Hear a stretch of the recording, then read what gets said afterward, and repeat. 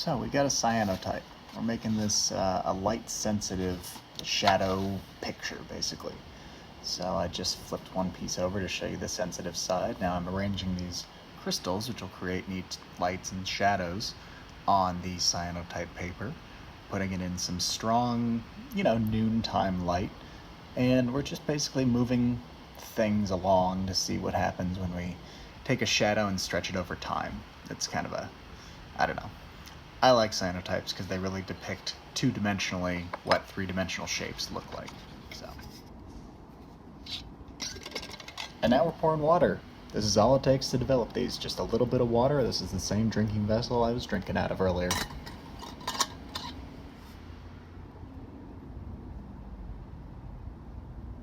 What an unexpected treat to see you here, viewer.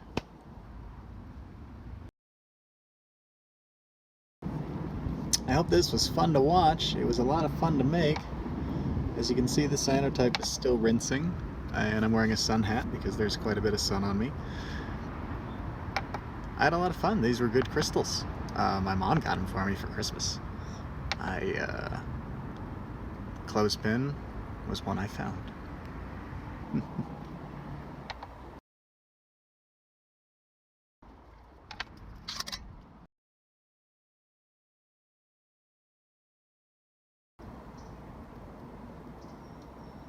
I see a lot of things in this image already. I see I don't know, I see a weird abstract jack-o'-lantern.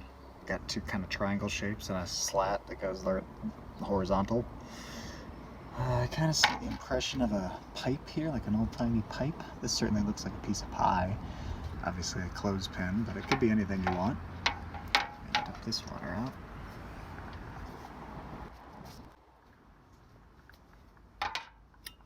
Last little bits. Nope, there was no more.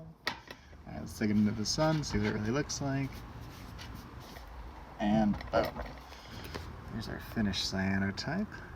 I think it's cyanotastic.